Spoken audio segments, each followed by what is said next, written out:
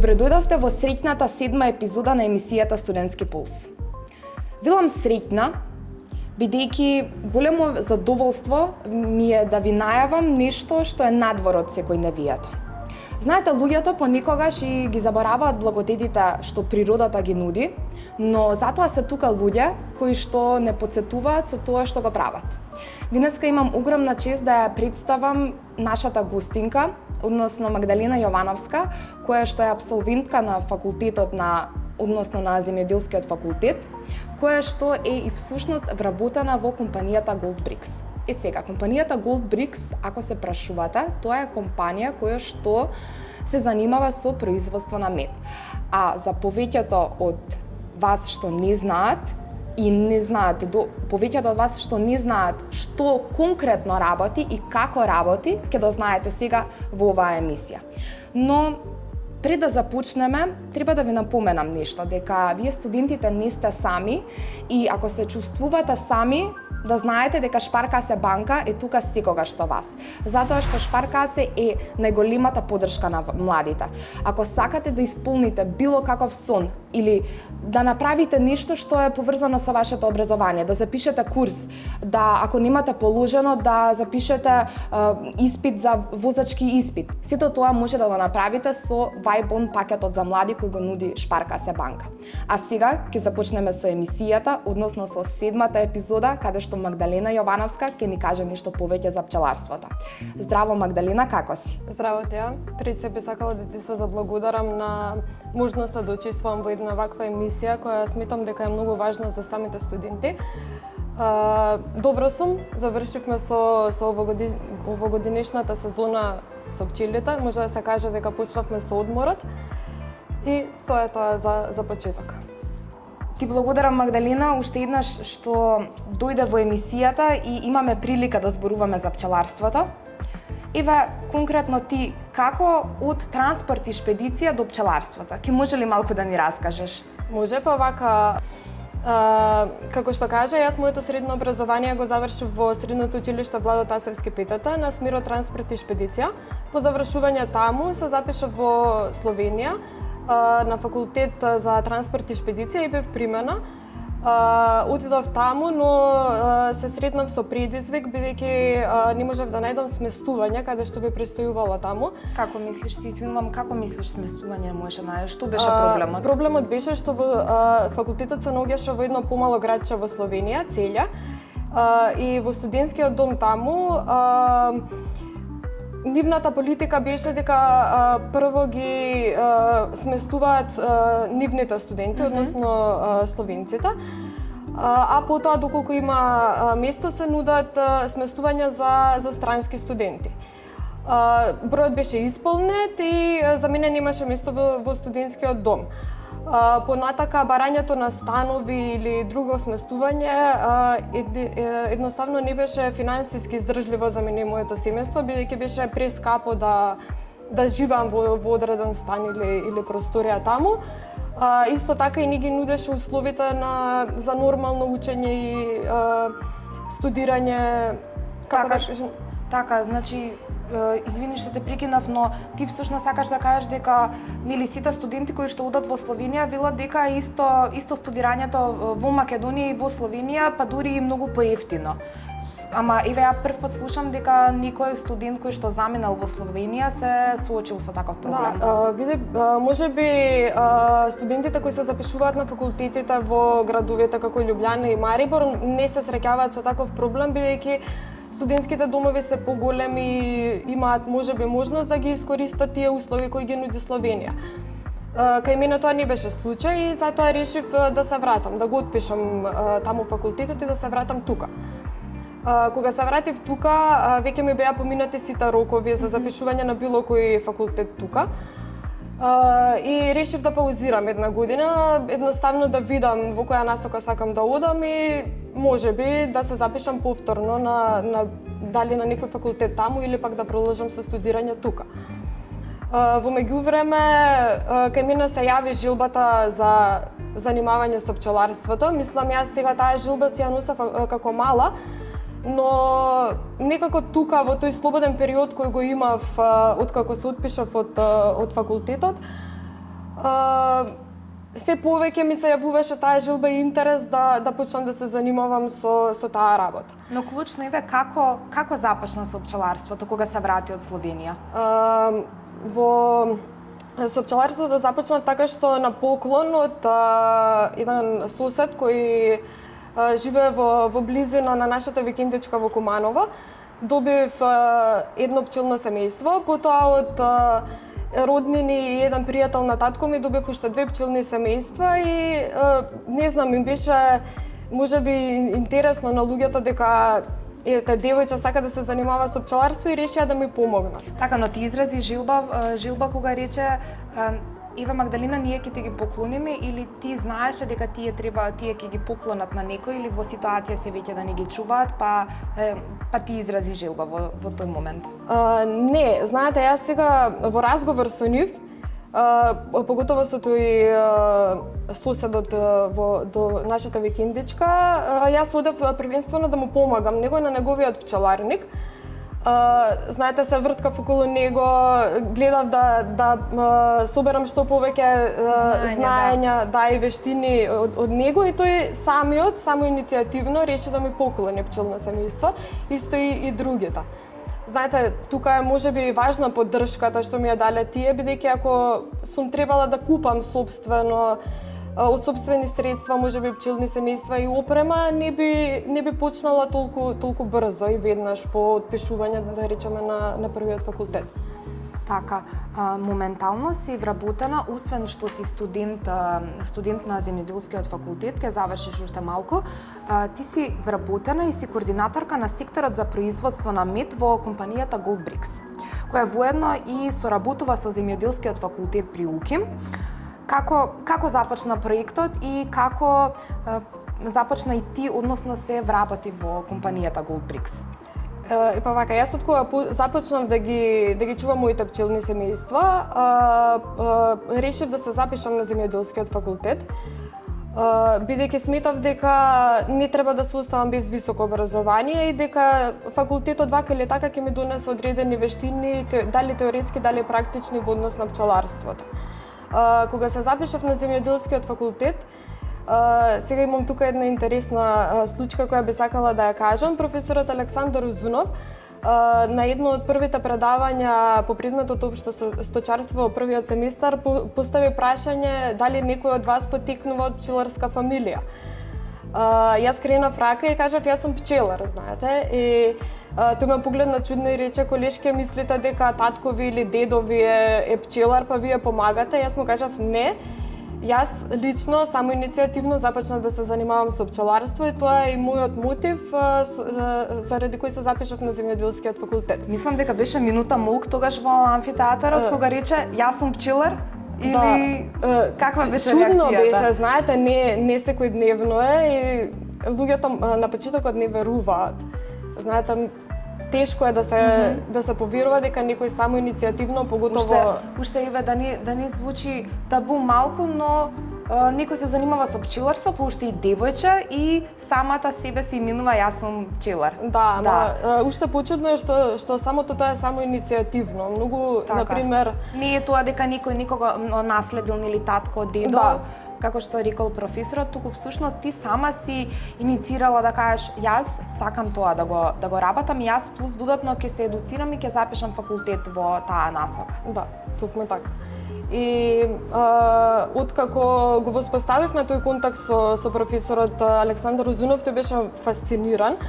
Има вклучува неколку проекти меѓународни во кои помагав. Дали стануваше збор за теренска работа или пак средување на некакви податоци. Па така и од негова страна ми беше понудено да влезам како практикант во компанијата Goldbricks, која се занимава со пчеларство и производство на мед. Најпрво влегов, им помагав на пчеларите кои веќе беа таму вработени во компанијата, потоа добив редовно вработување и стигнав до позиција да бидам менаџер, односно координатор на активностите кои се спроведуваат на пчеларник и за самиот процес на производство на мед и другите пчелни производи. Така, да се навратиме само тој проект кога започна и еве колку време трае соработката помеѓу земјоделскиот факултет и компанијата Goldbricks?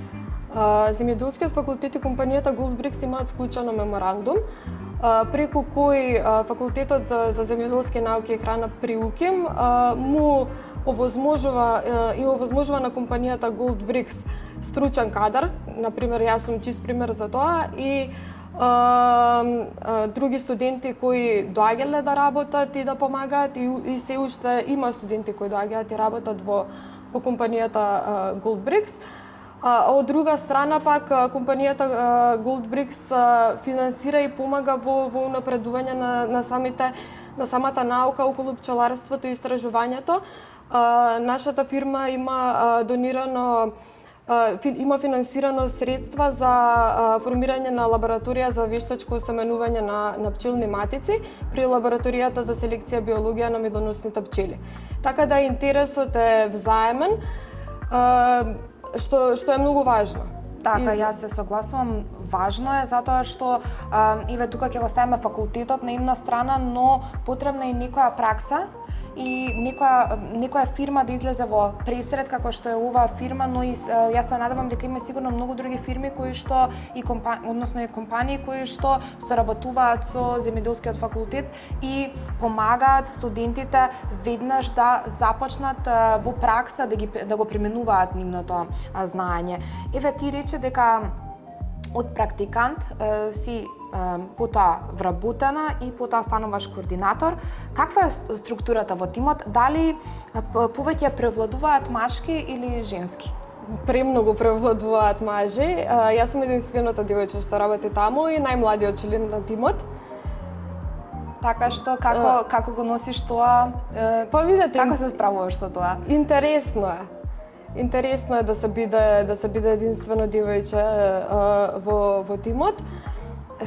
Кои се предизвиците или која е предноста, како еден предизвик и една предност тоа што само ти си девојче во тимот?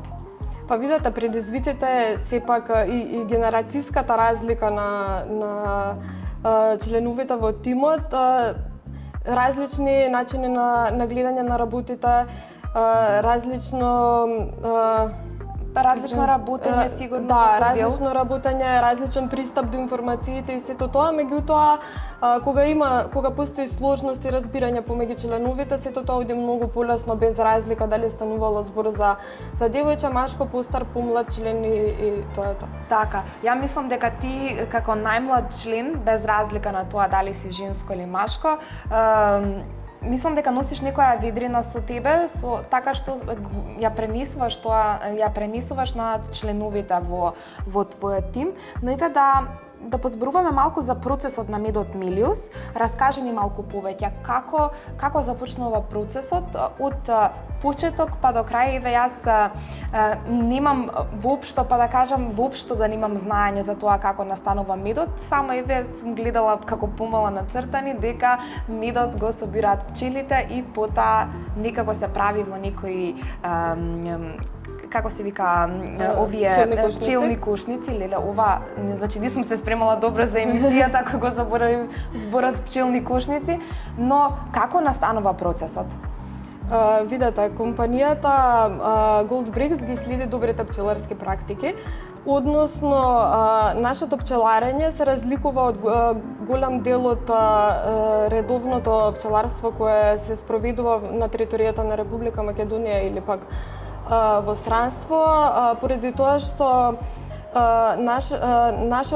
нашето мото и идејата е да сме посветени на обезбедување на супериорен квалитет на производи, односно производи кои ќе бидат безбедни за конзументите, но исто така и да се обезбеди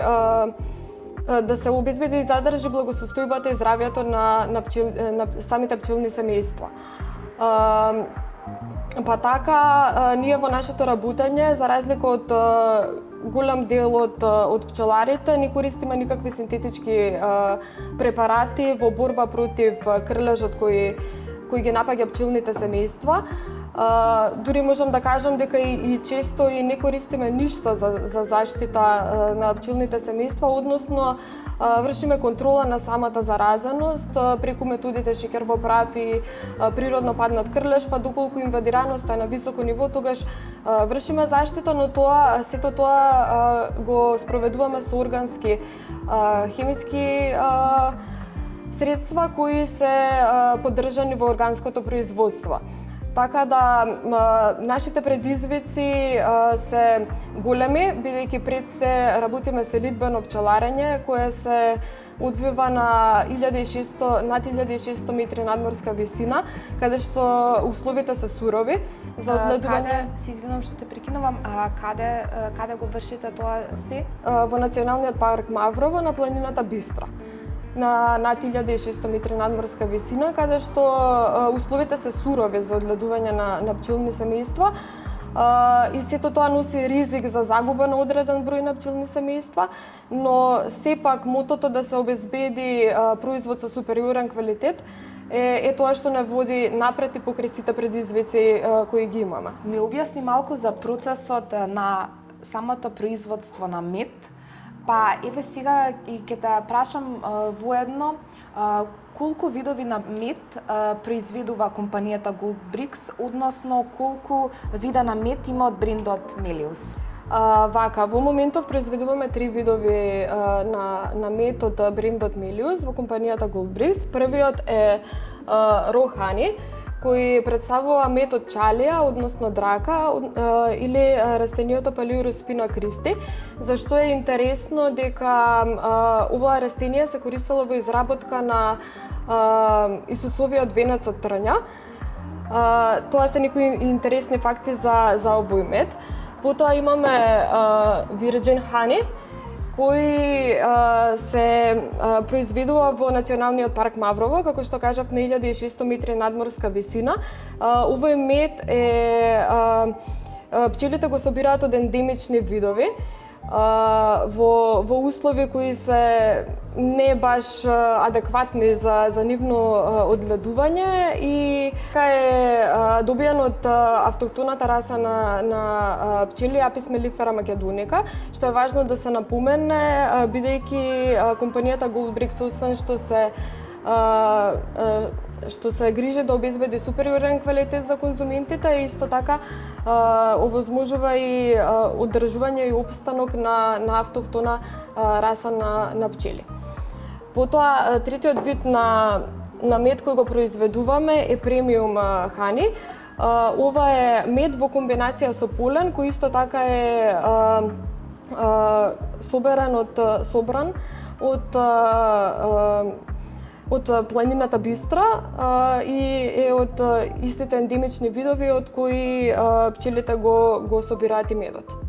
Јас сега, како ги гледам овие медови, мислам дека би отворила теглата и така, веднаш би почнала каков чај, ништо не би чекала, веднаш би сакала да ги пробам, но за да не како би рекле по старите, да не се шекердисаме, да продолжиме ние со прашањата, па после оваа емисија ќе си направиме чај и ќе го пробаме медот.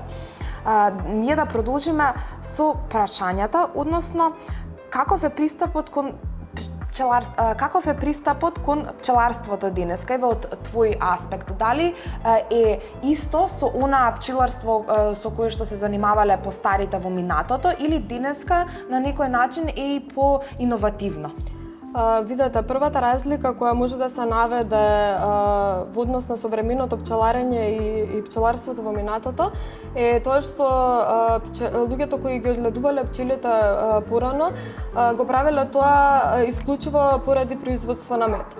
Во денешно време имаме можност да ги собираме, така кажано, сите пчелни производи кои ги има на број 6, почнувајќи од медот, па поленот, матичната млеч, отровот, восокот и прополисот.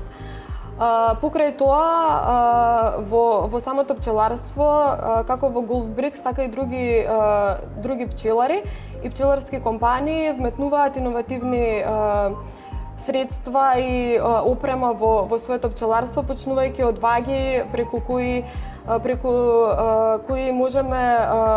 СМ спорака ние да добиеме тежината на пчелното семејство, дали приносот расте или се намалува, па според тоа да се менаџираат пчелните семејства.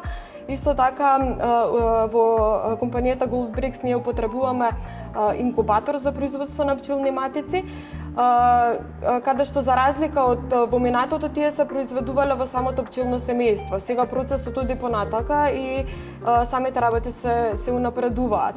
Важно да се напомене тука е и вештачкото осеменување на пчелните матици, за кое преку Факултетот за земјоделски науки и храна при УКИМ, преку еден проект јас, уште еден колега кој работи во компанијата Goldbricks и колега вработен во лабораторијата за селекција и биологија на медоносните пчели, заминавме на обука во Краков, каде што се стекнавме со вештини како теоретски, така и практични за вештачко осеменување на матиците. Тоа е сега можеби се уште табу тема кај нас, бидејќи не знам колку сте запознаени, но матиците се спаруваат во воздух и тоа не може да биде контролирано од наша страна, па затоа пронајдена е ваква техника која обезбедува да се собере сперма од трутовите од машките членови во пчелното семејство и со истите со помош на алатки да се осемени пчелна матица која потоа ќе продолжи да репродуцира нови единки. Така, значи ова е некој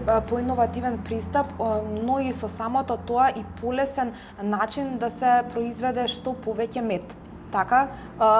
Па не би започнала од самото производство на мед, туку пред се тоа помага во самата селекција и унапредување на самите перформанси на пчелното семејство, што нормално е проследено со поголемо производство на мед. Но пред се многу е важна подобрувањето на самите карактеристики на пчелната матица и самото пчелно семејство во однос на други карактеристики како што се агресивност, инвадираност со крлеж и проследеност и со поголемо производство на сите пчелни производи. Така, еве едно прашање, еве некоја моја чиста љубопитност, но за колку пчели станува збор? Во компанијата Goldbricks ние одгледуваме во моментов 600 пчелни семејства. Тоест, пчелните семејства, сега едно пчелно семејство, една кушница во која имаме една матица, пчели работнички и трутови во одреден период од годината. Колку е едно пчелно семејство? Има бројка, ги броите, може да се избројат? Видете, тоа е многу напорна работа ако сакате да броите, меѓутоа зависи од периодот во годината. Во зимскиот период се помалку, во летниот период кога е интензивното производство на мед, тогаш се во поголем број стига до 30-40 пчели работнички. Но имаме само една матица која е репродуктивно способна во семејството. Така, еве пчели се едни од инсектите кои за мене секогаш биле фасцинантни за надгледување, дали по тоа што они произведуваат нешто или по тоа што, не знам, еве ја пак ќе се навратам на тие цртаните кога бев помала, но секогаш пчелите биле позитивни ликови, секогаш биле некои инсекти, односно животни кои што најмногу работат и така велат, нели, вреден си како пчелка. Што според тебе ги прави посебни, бидејќи еве ти се занимаваш со пчеларството, и дали е точно дека тие меѓу себе имаат некој посебен јазик на кој што всушност ти комуницираат? Па пред себе сакала да кажам што ги прави посебни.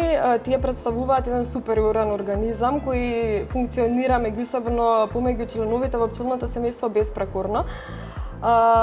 Друго што ги прави посебни е тоа што има голем број на производи кои може да се користат и се добри за здравјето на човекот. Тие се 6 кои ги набројав претходно во текот на емисијата. Околу начинот на комуникација помеѓу пчелните семејства, точно е, постои танц на пчелите, преку кој одредена пчела работничка која има пронајден одреден извор на храна, кога ќе се врати во пчелното семејство со движење на телото во облик на осмица, го покажува правецот во кој им го покажува на другите пчели работнички правецот во кој се наоѓа изворот на храна во однос на поставеноста на кошницата и исто така и оддалеченоста, така да може да кажеме дека се фасцинантни. Така, ова навистина звучи интересно и Еве, имам едно прашање, дали тоа може да се види со голо око? Тие правењето на усмици на таа пчела или тоа веќе го прават и истражувачи, надгледувачи? Морам да кажам дека за овој танц на пчелите е добиена единствената Нобелова награда на човекот кој го има откриено самиот танц. Може да се види доколку се наблюдува подолго време пчелното семејство и може да се забележи. Така, еве ти работиш во текот на сезоната најмногу, претпоставувам, бидејќи тогаш и всушност нели самиот дел кога пчелите им може да собираат пулен, дали и со штувачки и дали всушност и дали има после сезоната работа или има помалку работа или всушност и да не се работи? Вака, нашата активна сезона е, да речеме, започнува во средината на март месец и завршува околу октомври. Во тој период ние имаме интензивно работење на пчеларник, секојдневно по многу часови се поминуваат на терен за да се обезбеди семејствата да бидат во одлична кондиција, за да може да имаме подобро производство на мед. Сега, кога ќе помине тој период, во текот на тој период е напорно, не може да се каже не, бидејќи сме изложени пред се на надворешни услови, на високи температури и сме долго време на работа без никаква пауза. Меѓутоа, доколку ја погледнеме позитивната страна е тоа што ние работиме во најчистата средина.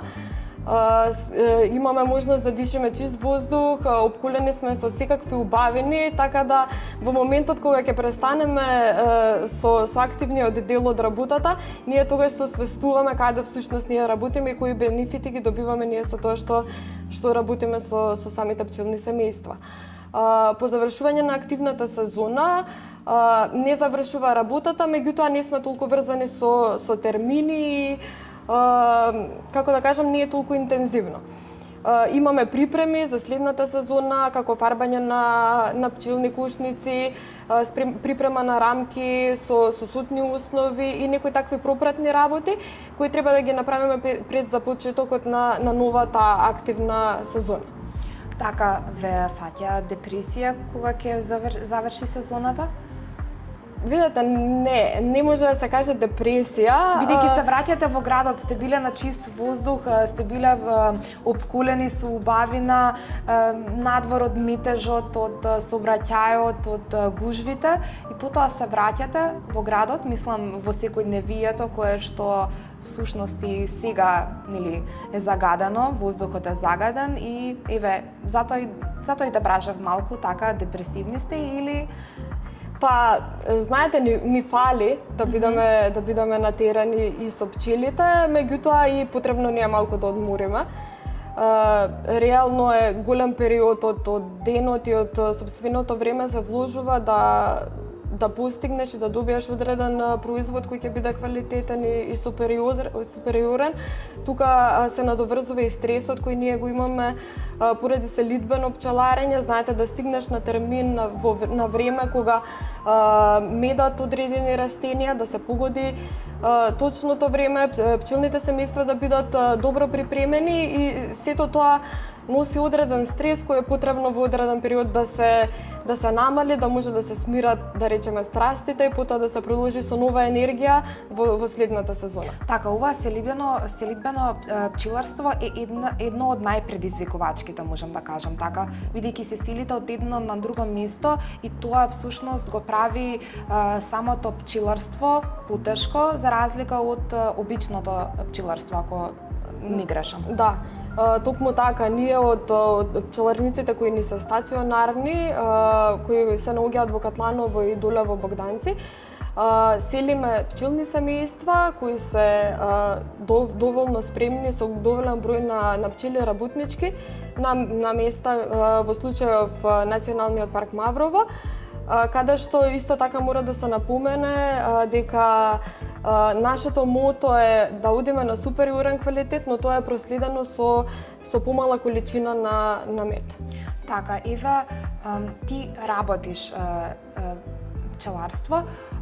Дали мислиш дека пчеларството може да биде хоби или мора понекогаш, да кажеш, бидејќи живееме во брзо време, пчеларството е релативно работа, е некоја работа која што навистина треба труд да вложиш во неја за да добиеш на крај финален производ. Дали мислиш според тебе дали тоа може да биде хоби или тоа понатаму ако сакаш да добиеш квалитетен производ мора да премине во примерна професија? Дефинитивно може да биде хоби. Се поголем број на луѓе се занимаваат, започнуваат да го земаат пчеларството како хоби, поготово урбано пчеларство, односно одгледување на пчелните семејства во дворот од живеелиштето. Но доколку сакаме да не биде единствена професија, односно ние да не единствениот профит кој го добиваме да биде од пчелите и од пчелните производи, ние мора да се посветиме 100% на тоа. Не може да се очекува да добиеме квалитет и квантитет и супер производи доколку да речеме јас имам споредна работа која пчелите да ми бидат рекреација. Така, како реагираат луѓето кога ќе им кажеш јас се занимавам со пчеларство?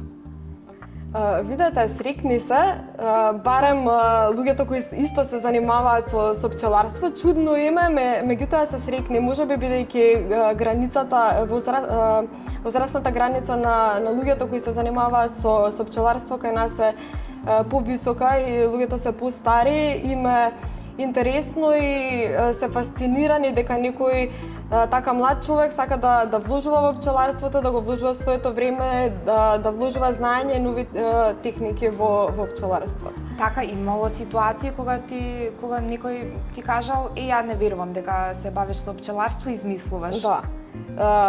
Имало секогаш. И во секој професија постојат луѓе кои, знаете, одат со предрасуди. Не можам да кажам дека немало. Знаете, ќе ти кажат, ајде сега татко ти ги чува пчелите, ти знаеш го промовираш производот или такви работи, меѓутоа кога ќе отидат на терен со мене и ќе видат како работам и што работам, тогаш веќе страстите се смируваат и сваќаат дека устари е возможно да девојче и млад човек работи со пчеларство. На крај на ден не е ни важно дали тие веруваат или не, ти веруваш во себе и веруваш во тоа што го работиш, но и најважно од се, ти си исполнета на крај на ден.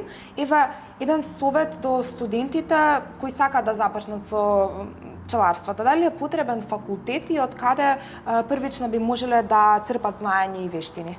И така како е потребен факултетот, јас можам да им кажам од сопствено искуство дека мене факултетот ми има обезбедено покрај теоретска и практични вештини, можност да учествувам во многу меѓународни проекти, како што напоменав претходно за вештачкото семенување, исто така преку истиот проект замена во Норвешка, каде што таму помага во истражувачкиот дел на терен и сето тоа носи нови вештини, надополнување на знаењето и градење на самиот себе во својата сфера. Така да многу е важно да на почетокот, доколку некој сака да се занимава со пчеларство, мислам дека е најбитно да најде пчелар кој има претходно искуство во неговата околина каде што мисли да ги одгледува пчелните семејства, да почне со него, да му ги објасни тој неговите начини на работа и општите работи околу пчеларството, а потоа да се приклучи во одредено пчеларско здружение, каде што еве сега во зимскиот период се одржуваат многу предавања поврзани со пчеларството од различни стручњаци во праксата. Така да мислам дека од аспект на пчеларството имаат добар пристап за информации. Еве, за крај, што ќе порачаш како една млада и перспективна и амбициозна студентка која што живее некоја поразлично секојдневие од нас другите студенти, а сепак плени со ведрина и позитивно расположение, односно работи во средина која што е со луѓе, односно кои што се малку постари, и дали тоа минува нешто или мислиш дека тоа доаѓа само од себе? Видете, секоја работа која се работи со љубов нуди и резултира со добри резултати, без разлика дали е тоа пчеларството или некоја работа поврзана со земјоделството или небитно било која професија со која сакате да се занимавате. Како за крај би им препорачала на студентите да бираат тоа што навистина сакаат да го работат и со љубов. Мислам дека факултетите на УКИМ, не само земјоделскиот факултет, нудат добри можности преку доста меѓународни проекти за надополнување на нивните знаења и усовршување на вештините во нивната струка, така да што и да се одбере како професија, кога се работи со љубов не постојат граници. И јас се согласувам. Ти благодарам денеска што беше со мене и позборувавме малку за пчеларството. Мислам дека една епизода не е доволна да зборуваме кои се бенефитите, што всушност е пчеларството, но се надевам дека кога ќе биде подобро времето и кога ќе почне сезоната, дека можеме да снимаме нешто во природа и всушност и ти да ни покажеш како се одвива самиот процес. А дечки, не знам што да ви кажам. Ние денеска тука ќе завршиме, но само едно нешто ќе ви кажам. Небото е граница. Знаете зошто? Бидејќи ние младите секогаш имаме некоја нова работа која што можеме да ја почнеме и можеме да ја завршиме и можеме да ја измислиме. Но понекогаш има еден дел кога не фаќа мрзеливост и тоа така. Мислам, до времето е, но и не е до времето, до нас е, но има уште една работа, понекогаш мислиме и дека немаме поддршка, но знаете која е поддршката на младите? Поддршката на младите е Шпарка се банка, заедно со Вајбон пакетот за млади, кои што се секогаш тука за студентите и за младите да ги поддржат во остварување на нивните соништа. Тука ја заокружуваме 7-та епизода на емисијата Студентски пулс. До следна среда, поздрав!